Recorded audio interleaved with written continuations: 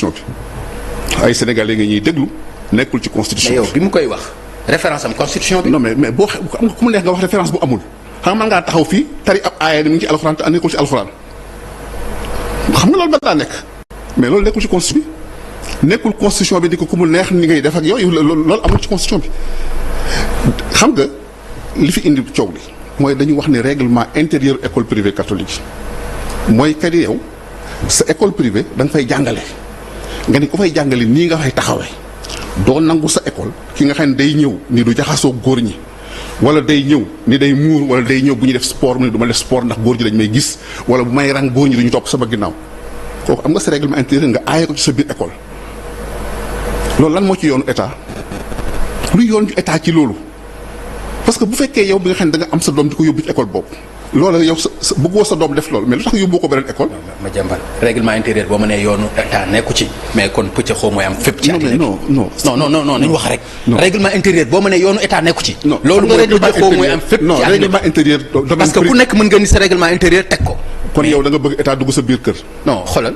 non xam nga état dafa xam nga le principe. waxuma sa biir kër biir kër mais non dañuy wax ma jàmbal. non yow war nga xam ni li ngay wax nii xam nga ni règlement intérieur bu dee ku mu neex par exemple kuréel gu mu neex mbootaay gu mu neex nga teg sa règlement intérieur di ko doxal ci biir réew. yow xam nga ni loolu. da nga mës a gis xel mënu ko nangu. non dama la nangu da nga mës a gis état ci àddina bi laa waxuma Sénégal état bu def ay règlement intérieur école bu amee ci àddina. non état du def règlement intérieur. mais justement ñoom loolu la ñu wax ne dañuy veiller sur dañuy harmoniser les règlements intérieurs des écoles ñoom ñoo ko wax communiqué conseil interministériel les 30 mesures xool ko parce que xam nga lu amul ci àddina nga bëgg ko daxal Sénégal amul réewu jullit amul réewu nasaraan amul réewu benn ci àddina bi nga bëgg koo indi Sénégal kon mooy yaa ngi indi la nga xamee ni xamoo ko te musul am fenn ñoom loolu la ñu wax regarde les 30 mesures yi ñu waxoon man duma waxantu fu ma wax dama koy am fu ma ko teg donc ñoom ñoo xam nga règlement intérieur une enceinte privée nga bëgg faa dugg le principe mooy état dafa war a yem ci buntu kër ga war a dugg ca biir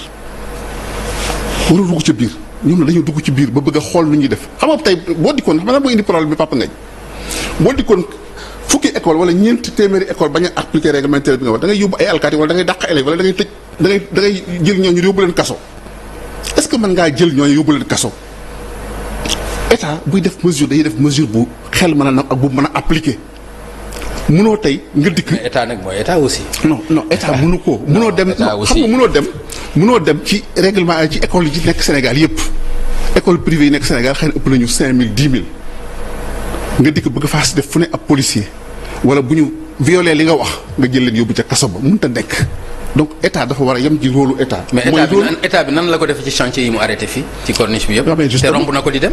te pourtant bu léegi ñu ngi koy réglé te loolu ay milliers la. non bul def amalgame règlement intérieur école ak chantier ngoo dikk nga ni. arrêté non xam nga lu mu def xam nga lu état bi def. chantier yi dafa def mesure. mu jeex non dafa def mesure. ni arrêté def mesure rek jeex. non Pape Ngagne déglu ma tuuti ma expliqué yow tamit bu état bi defee mesure ni que arrêté leen chantier ñëpp arrêté chantier ku ko arrêté wul xam nga ñëpp tooguñu révolté wul dañuy continuer liggéey dañu ne arrêté chantier ñi arrêté ñu def escouade ba nga xam ne day taxaw ci benn place pour surveiller ba xam loolu appliqué nañ ko xam nga loola état bi def na ko mais bu dee da nga laal problème boobu mais loolu quelles sont les conséquences que ça lu mu jur ci réew mi. nañ dellu ci bële. sinon nañu dellu ci nañu dellu ci li tax nga bëgg a dugg ci politique.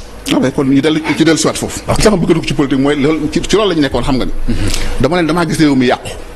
loolu teel na di. mais si parce que moi justement monsieur Soso gis réew nga def fa 6 mois nit ñi commencé jàmbat comme ni ñuy jàmbate monsieur Soso gis réew dafa fa 6 mois nit ñi naan ñun ñu jox réew mi ñooy ñan. bi Macky Sall di ñëw yaa ngi fi woon. maa ngi fi woon. gisoo fi woon loolu. non mais lan nga parce que yow Macky Sall bi mu fi ñëwee. non mouvement réccu yi déggoo ko woon. non mais écoutez dama leen. non réccu ak réccuwul dama la ni man xam nga damay joxe ay fait ñii def nañ fi 6 mois. da nga ni mosuñu ko gis loolu. non 6 mois nga dikk tey réew mi toll fi mu toll nga 6 mois le Fonds monétaire international ni la les dépenses de l'État ont augmenté les recettes ont augmenté le taux de croissance a baissé l'endettement est excessif la perspective est mauvaise musta am Sénégal yi mosuñu ko fi wax. Gouvernement bi publier sa note de conjoncture au siège du ministère des Finances mu wax la même chose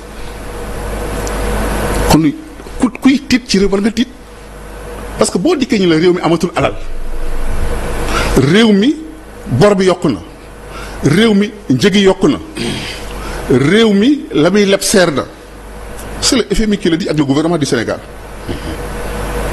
ñoo ko wax Sénégal commencé leb bor ya nga xamee ni taux d'intérêt yi musu ko reb xam nga loolu kenn du ko wetti ay feel yu ñu mën a teg suñu baaraam kon bu réew mi tolloo foofu kon njàqare am na am déet wala tiit ci ëllëgu réew mi am na loolu benn la ak li ma la jot a wax fii limal la ni nga ay dànkaafu yu ma defoon la xëy na kon dànkaafu yi déglu wuñ ma jàpp naa nag réew mi bu tolloo fenn fi kuy sénégalais te nga am sa fulla ak sa fayda te bokk ci réew mi te yaakaar ne war ngaa mën cee taxaw ba du yàqu pour man boo ci dugalul sa loxo da ngaa naafeq. da nga ci xeeb sa plume. non parce que sama plume doyul parce que dama la wax. non doyul. Madiambal non ndax da nga ci xeeb sa plume. non xeeb naa ko ci. moo tax may def leneen dama cee topp di dànkaafu ba lii xew kon jàpp na dànkaafu booba doyul kon naa def leneen loolu moo tax ma jël sama responsabilité ni que léegi nag bu dee mën naa ci dara am naa yéene wala nisër daañu ma ci topp ab daan ma ci fekk am dinaa ko mën lijjanti néew amu prétention lijjanti ko man rek de dama ci ànd ak yeneen Sénégalais yi nga xam ne ñu ngi yëg lu mel ne li may yëg ñu ànd ci jëm ko saafara buñ ko mënatul saafara ñu xam ne loolu la Sénégalais yi tànn te loolu mooy seen destin ñu bàyyi ko Sénégalais yi ku ne dund ci li nga ci war a dund mais jàpp naa ne war naa cee wasul sama ak war naa cee bay sama wàll.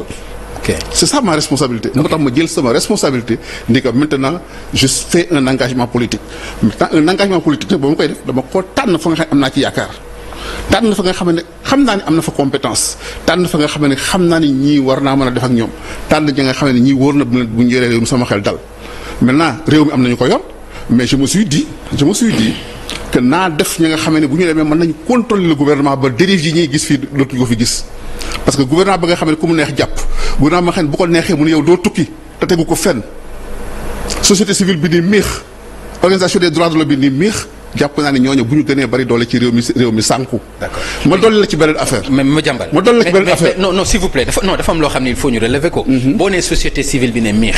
interdiction de sortie gis naa plusieurs ONG wala droit de l'homme ñu bëri. mat nañu 16 suma juumul wala. mais def nañu benn mémorandum.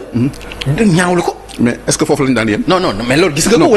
mais c'est important ñu relever loolu aussi. non xam nga def nañu déclaration. waaw def nañu déclaration ba ñu leen joxoon yéen di leen que seen pattaaral gi ëpp na te foofa la ñu yem dañ daan organiser ay marche fii daa doon dégg société civile def ay marche pour les droits de l'homme dégg ñu wax ko fi wala ñu programmer ko kon maa sañ a wax ni société civile daf ni miix kon loolu benn la.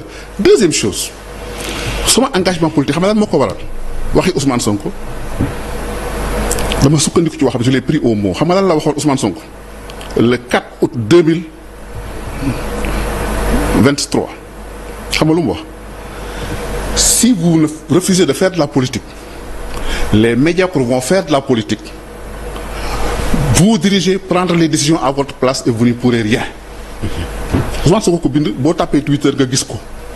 d'accord kon nag man bu ma jàppee rek tey réew mi toll na ci ay loxoy médiocre kon war naa déglu waxi Ousmane Sonko yow kon defi politique pour refuser d'être dirigé par des médiocres. d'accord léegi Madiambal du ma la wax sax que ndax xam nga terrain bi nga dugg. parce que gis naa ni yow ci sa bind ak sa wax ak yépp mosuloo ñàkk a jàmmaarloo ak ñi nga xam ne ñooy waa PASTEF. ci jàmmaarloo yu metti ngeen nekkoon. loolu yow dund nga ko ñu dul yow li nga ci dund sax ñi politique dunduñu ko ci. très bien kon nag yow li nga ci dund. kon nag raison de plus kon. yow li nga ci dund kon nag raison de plus war naa mën a taxaw kon. non attends mais bu boobaa lan mooy changer laa xamul c'est-à-dire yow bi ngay nekk journaliste bi ngay nekk politique lan moo mën a changer. non lan moo mën a changer mooy man dama jàpp ni Madiambal ma demee assemblée nationale dinaa mën a gën a contrôler gouvernement xam nga Papa Gaye da nga war a seetlu leen bu dee man dama bëggoon a politique rek xam nga mënoon naa ko def at yu jiitu tey nangu nga loolu.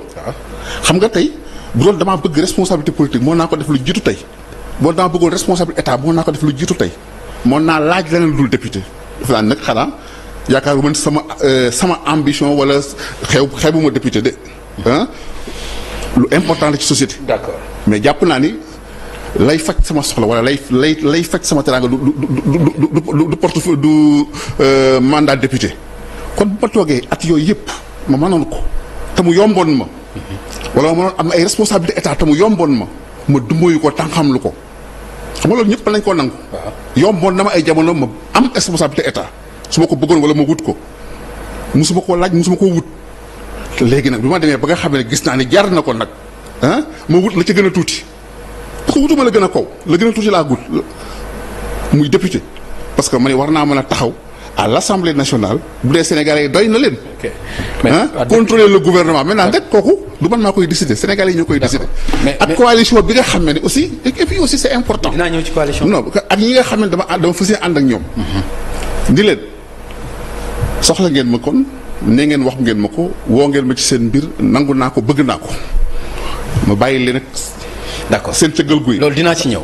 mais léegi décision bi. est-ce que laqatu ci ginnaaw assemblée nationale pour immunité parlementaire taxul nga jóg. man lu ma def bay wut immunité parlementaire. mais. non lan laa def par immunité parlementaire. mais mbiru Adji Sarr dañ la ciy dégg. non mais ñoom Adji Sarr. mbiru Jérôme Bandiaky dañ la ciy dégg. ah bon. mbiru terrain yi nga xam ni Atepa doon na wax dañ koy toj dañ la ciy dégg. non mais xam nga mais dama lay wax rek. non mais non xam nga loolu jotewul ak immunité parlementaire. non kaay ma ñëw non moom bu jëf fi la commencé xam nga da ngeen waxu terrain dañ koy toj. da nga teg Atepa wax ko xam nga dañoo wax fii lañ maa convoqué des ko su ma yóbbu samay këyit ñu ne ma sa lépp normal na am déet ñëpp yëg nga ko kon wax ju féete na boor benn mbirum Bandiaky